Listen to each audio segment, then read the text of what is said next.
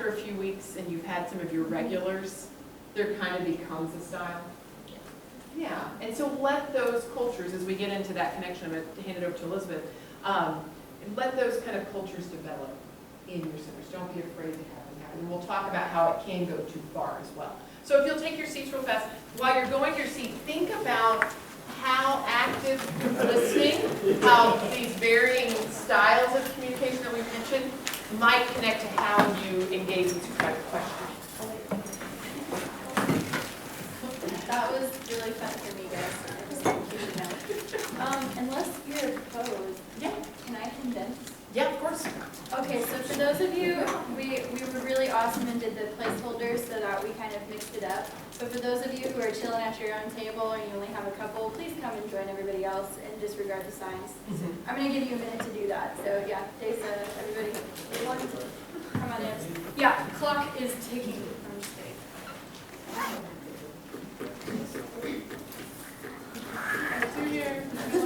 There's two over here. Oh, I love this. Right over here. We have two right over here.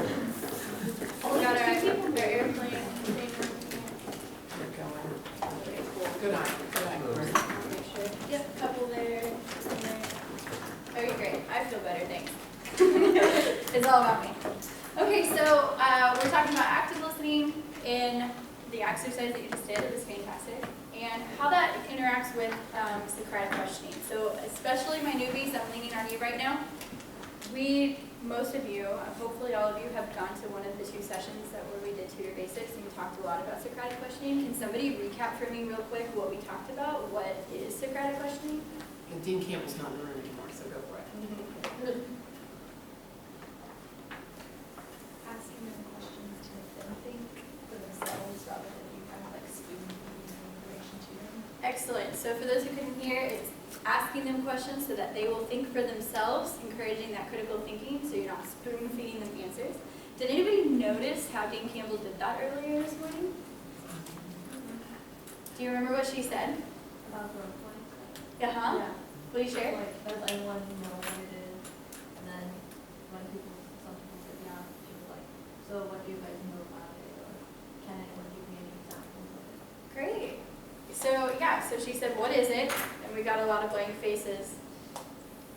Okay, do you know what it is? Okay, yeah. Okay, cool. What can you tell me about it? Still some blank faces. So then she said, all right, so growth mindset in opposition to, and then got somebody to finally say fixed mindset, right? That's a really great example of it, where it's not that yes or no question, but rather it's gearing you towards what we're trying to get you to by giving you sort of that binary option first, especially when you're hit with the blank wall of boo. Okay, because that's uncomfortable for us too, honestly. So that's something there. I wanted to start with a message from my good friend, Professor Snape. And Professor Snape wants you to know that this is also a growth thing. And so he's just wanting to tell you this real quick right now. No, there's no sound. I'll go to the, I think I probably silenced you. Yeah, where's it's at the bottom, right? It's on. Yeah. Shouldn't there be one on the keyboard? Oh, there. Oh. Oh, that's We still have music for Spotify. Still some Spotify. Okay. Next time. Okay, good. I was like, no, this is important. Okay, here we go. My good friend, Professor Snape. Severus Snape, Defense Against the Dark Arts Professor at Hogwarts School of Witchcraft and Wizardry. I want to say to any young witch or wizard out there who may feel persecuted or like they do not fit Or learning Socratic questioning.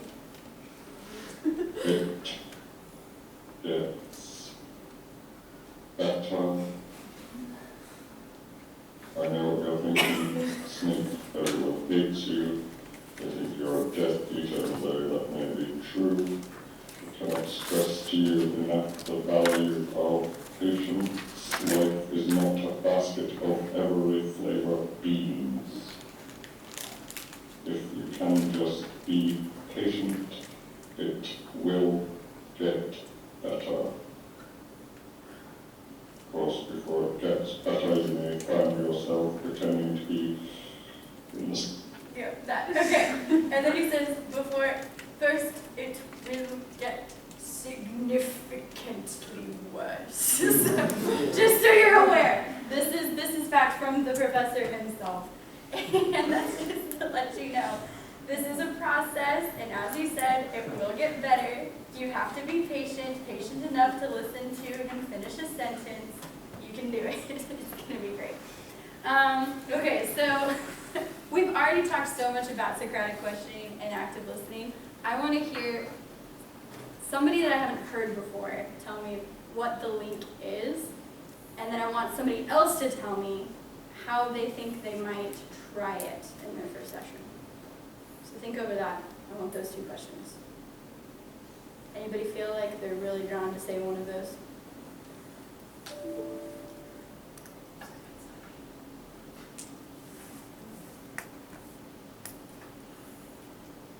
Okay, I'm going to pick on people who haven't I heard from.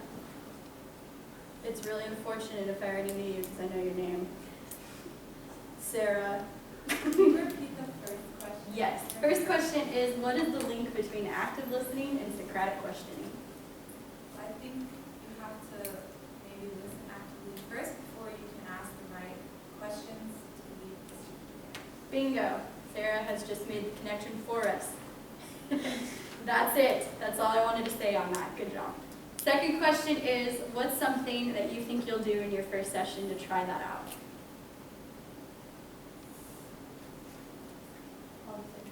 So when they first come to me with a question, instead of just like getting into the process of solving that problem, I'll just ask them like, so what do you know about this concept, or how much do you know? You know, like if it's biology, it comes to how much did you learn in high school or something, you know? Perfect.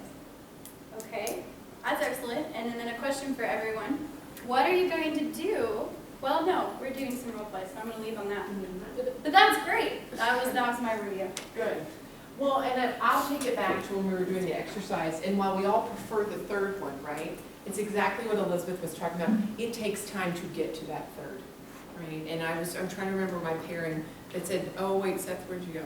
Right, you made the observation of, it took us 15 minutes to finally get to dialogue, right? It may take you a couple of sessions to finally get to dialogue with your students, especially if you're new and you're just trying to figure out, did I manage this right? Am I doing exactly what they hired me to do? Because I think they're a little bit false right now. You know the fake it till you make it phrase? There's some, yeah, I see some returners like, yeah, there's some truth in that. But what I will share with you before we move to these yellow sheets is, they walk in with the assumption that you know what to do. They really do. You are empowered because you have this title of peer tutoring assistant, and you are in these different spaces that we host, of being seen as, like Dean Campbell was saying, this genius, right? You know your heart might be fluttering because you're like, oh my gosh, the first question on the gate, and I don't even remember it, okay? And we all know that trick, right? We go back to the sources that we have, and we say, explain to me what you know, and usually we get there, okay? But just remember that active listening is a huge part in how in which we engage and get students to begin learning for themselves. So I only gave you 2 of these per table, just because that's what I felt like. You probably need a new partner at this time, and our goal was that a new person and a returner would work together, okay? So if you and that partner can read together the top piece, we will start there, and then when it looks like everybody's done, I'll tell you the next thing we need to do. All right? If you need another copy, it's not bad. Bring it down. All right, so just read the top piece for me. Okay, good. Just making sure you. Yeah? Josh, if I bump into you, can we catch the video? Sorry. I chose a peer tutor this semester, Act 2123. Fundamental managerial accounting. Rachel is currently enrolled in ACCT 2123 and routinely attends Rachel's All right, Tuesday. now we're going to do some role playing. I will not have anybody come to the front, okay? That I promise you. We're just going to do it at our tables and trust that you will take it seriously. Okay, I think everybody's got a partner. Is anybody left out? Nope, okay, I thought we were good. All right, so who's going to be Richard, who's going to be Rochelle? If you need to change the names to feel more comfortable, I'm okay with that. I was just giving you some options, okay? So consider these, and I want you to read through these questions for about 15 seconds, and then I'm going to have you role play for about a minute, all right? This is where you take on that character from what you know. And then you're going to act this out based on these questions. 5 seconds left to look at those questions. All right, considering all these things, what would be your next step? How would you use Socratic method? Who else might? What else might you do? All right, here we go. Time to role play. Richard and Rochelle, take one. Go.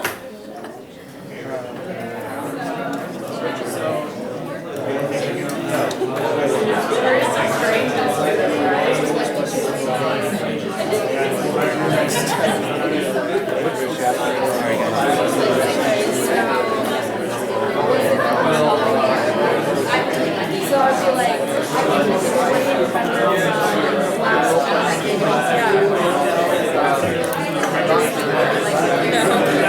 30 seconds left. it's okay. My issue is that I can't connect. Allison, you got this. Rachel, come on, Rachel.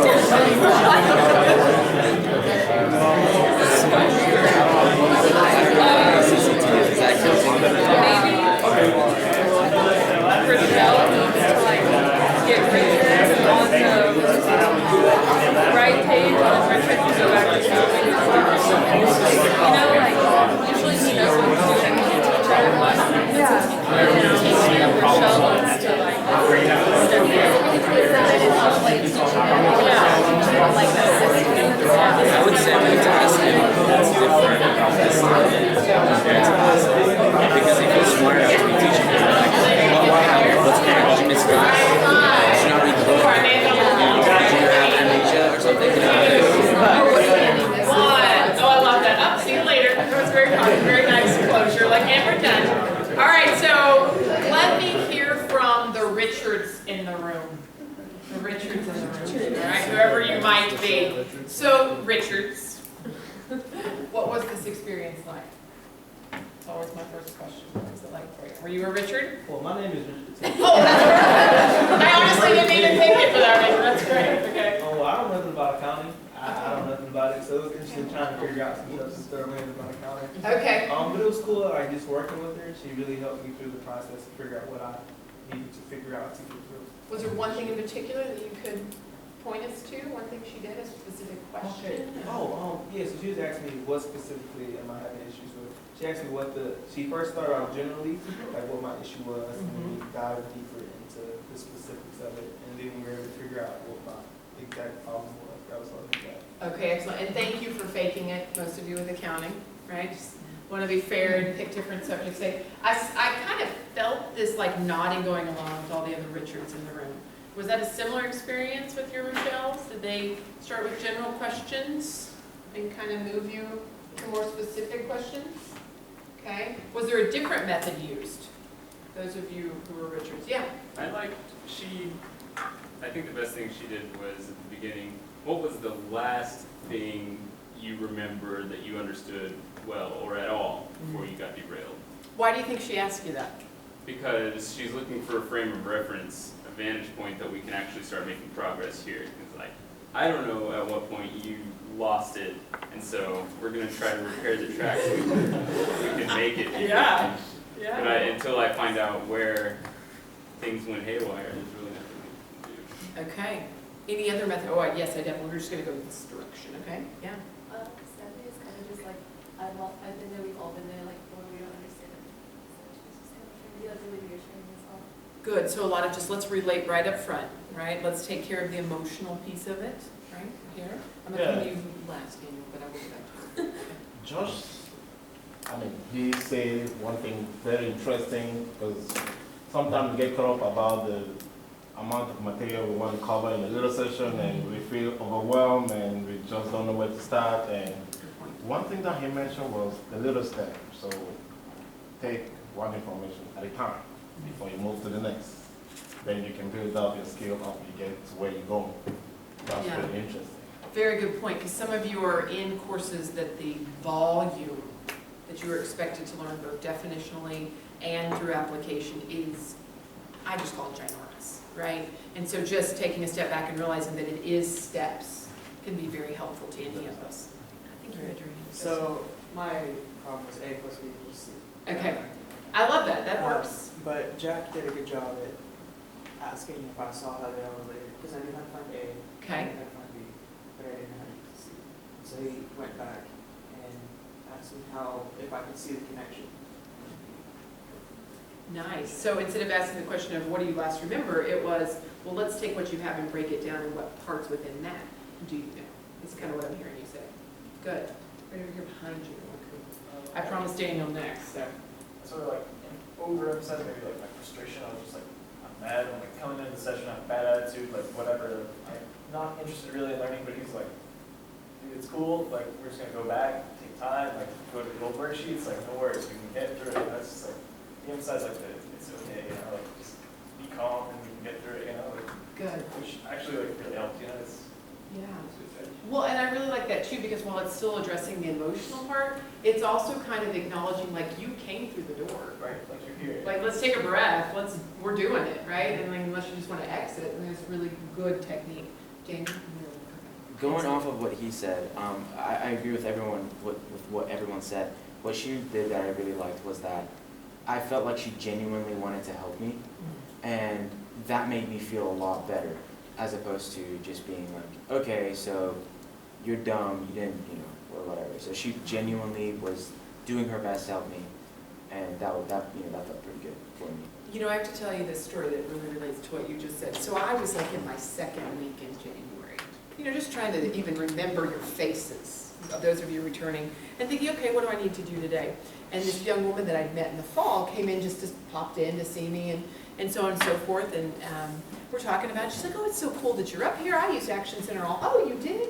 Who'd you, blah, blah, blah. And Stephanie walks in the door. I kid you not, just the timing. She walks in the door, and she turns around, and she goes, is that Stephanie? And in my head, I was like, I have no idea. Okay. I said, well, what did she help you with? You know, redirect the question. Teachers are good at that, right? And she goes, yeah, that was Stephanie. She helped me with psychology. I was earning a C, and so I started coming to Action Centers because my teacher kept talking about it, and I got an A in the class. And the way that they speak of you tells me how much they feel that genuineness and your passion and interest in your subjects. I mean, I get to see it when you come to meet on, even if it was by the phone, I can tell how much you love your subjects, right? And I know that, and I know you'll get that across.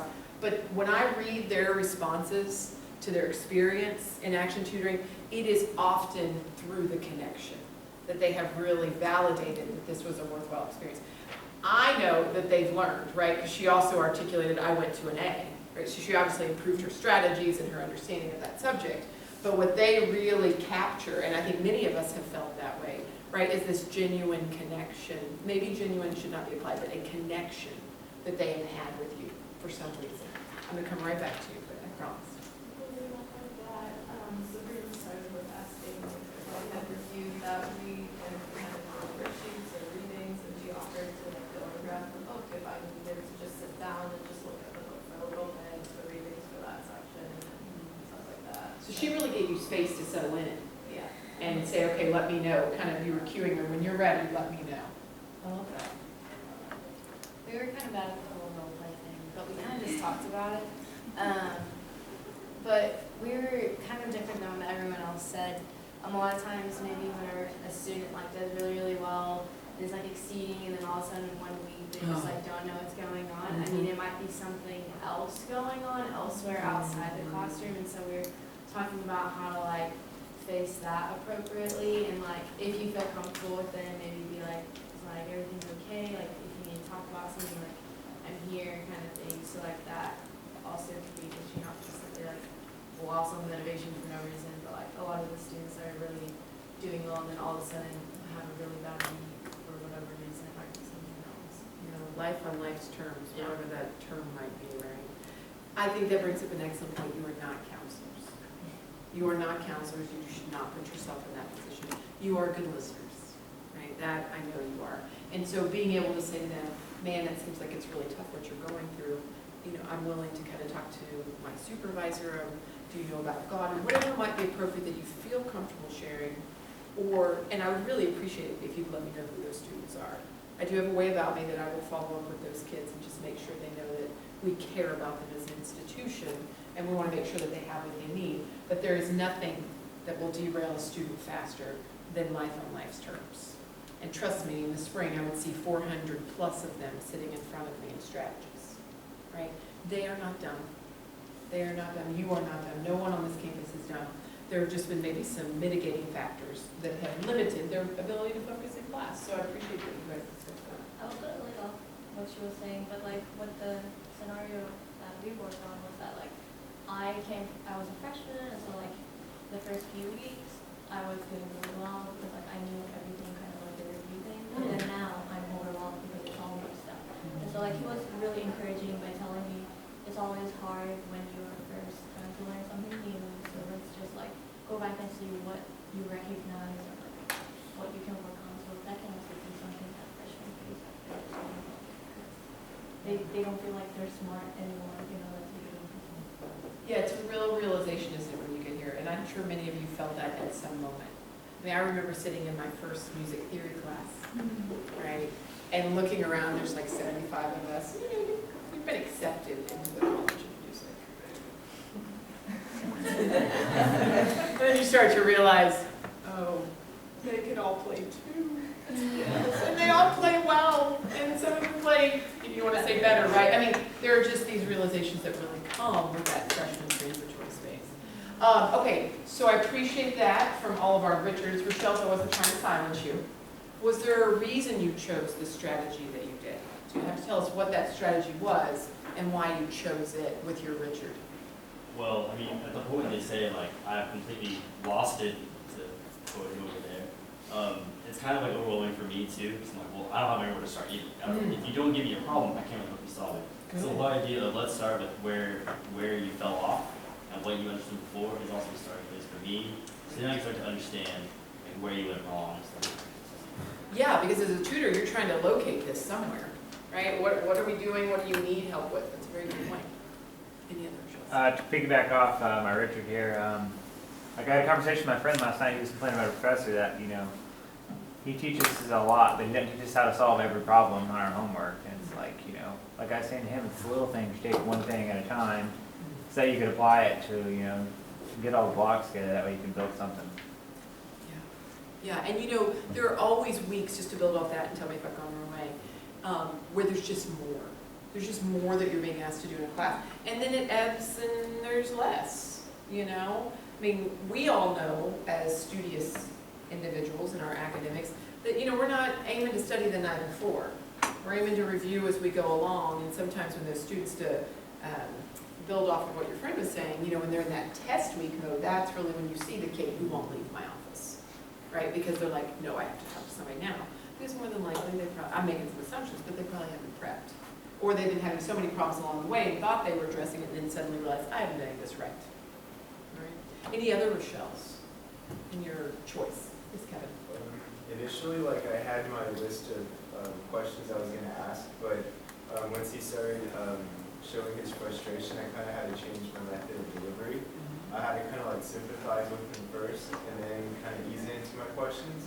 So it was different because I would have just asked what's the lesson you learned, and that, but I had to connect with him first to gain, try to ease the frustration of trying to put it before going into my questions.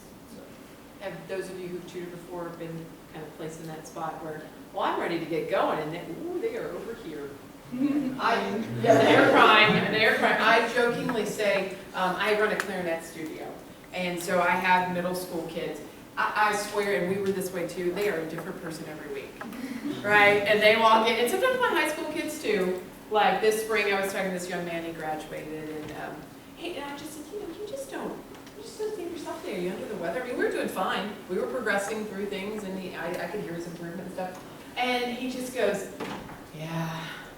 And I didn't see it coming. He's like, she broke up with me. I mean, so we weren't getting anywhere in that lesson, right? Until we talked about the girl. And then it was one of those fast fascinating experiences as an instructor, as a facilitator, because since he was willing to be open about that and the piece that we were working on, I said, well, you know, sometimes when I need to work through something emotionally, I'll turn to music and it will help me to think through it. And he goes, well, that sounds like fun. I was like, all right, here we go. You know? And so we talked about the piece and kind of about their relationship, and I mean, he wanted to do that. And he played probably one of his best performances I've ever heard of his Bernstein piece. It was just absolutely gorgeous. So I appreciate, Kevin, that you bring that up, because we go in very much with a plan. And you're all planners. Yeah, nothing probably frustrates you more than when a teacher changes an assignment date. Yeah, So some of you roll a little better than I do, but you know, that just drives me crazy. And I kid you not, my professor decided just last night, oh, let's not meet on Fridays, let's meet on Tuesdays. Freaking kidding me? I have a job, okay, anyway, that's a whole other story at lunch. But right, we go in with a plan and they very much redirect us. And the same is true of Elizabeth and I here today. I mean, we have this whole list of outlines. And how many minutes we're going to be? We haven't followed any of it. No. The order's been about what we thought it would be. But in the sense of time and how it all got executed, yeah, we haven't done probably maybe 40% of it. But we are getting the goals and the objectives that we wanted to achieve in this session accomplished, right? That's important. So I'm going to give a little lecture for about 10 minutes here, and I'm going to take you through this PowerPoint, okay? And talk to you again about creating these spaces through active listening, through the Socratic method, through recognizing, in all honesty, those students who walk through our doors, they're the ones who lead it, right? You help create the culture, but they're the ones who kind of get the train started. So if I can utilize you as my mouse. Some of you may have studied this iceberg concept of culture, and some of the things I've been trying to build on today are our differences, but what I've not addressed are the various cultures that we all bring to the table. Right? We all grew up in different places. We all grew up in different styles of families. We all grew up with different religions. I could keep going. But my point with the iceberg is, if you will look with me, what we see on the surface is how we know, like Kevin said, to respond to somebody. We don't know anything that's below the iceberg. We have no idea. And we touched on that when we talked about how sometimes they come in and life is happening, or they get emotional on us. And that's not a bad thing, right? It's just you're the right person and it just hits, and they share it with you for whatever reason. So I want us to think about ourselves as well as the students we serve as, I only know this much about that person. And as I'm saying that, I'm scanning all of you and thinking to myself, that is true of my relationship with most of you. Right? I want it to go below the surface over time, and I want to understand what drives you and why you're here and where you want to go. That's important to me. But in a way, I have a job to do and you have a job to do. And I just ask you to be conscientious of that. And everybody in that room is their own iceberg and what they bring. And that can alter how they present themselves. And it definitely influences how we present ourselves. Okay, that's why I'm so adamant about asking new members, right, the question like, is there any reason why you couldn't work with somebody? Is there just any reason why that would be a problem? Because we want to serve all the students who are here on our campus. All right? That being said, there are sometimes students we can't work with. It just, for whatever reason, if that crosses your desk, come let me know. Okay? And we'll make sure that they get maybe with another two, and so on and so forth. Okay, so this is data from IRB. Who's done the IRB thing for any research? Anybody? Good, it's painful and you don't want to do it. Elizabeth can attest to this. It's very long. But the most accurate data that we can provide for you based on race, and I'm intentionally picking this, okay? Based on race is what you see in 2014. All right, so take a look at our actual enrollment on this campus. Is that surprising to anybody? No. Why is that not surprising? I like the white people everywhere. Right? Right? We do. We see white people everywhere. It's very true. Anybody else? I appreciate the frankness. And I mean, most of my friends are usually like either Caucasian or African American, but like other kids are less. Maybe in my circle or places I go, maybe, I don't know. It's just maybe our paths don't cross on campus often. Okay. So I don't see that much. Yeah, that's a good point. It may depend where we reside on campus, right? We all have different pockets, right? I lived in the northwest corner other than going to some English classes, right? Elise can probably attest to that to a certain degree, right? Always over in Catholic, so on and so forth. But this is just one element that we see, right, in relation to the other students. If we were to think about this in relation to the state of Oklahoma, it's not that much different, right? There's a little alteration, the white percentage goes down just a smidge, but if we're talking about it in numbers of 100, it doesn't look too varied from this, right? But what we don't see out of 100 people in the state of Oklahoma is that at least 16 people out of 100 are below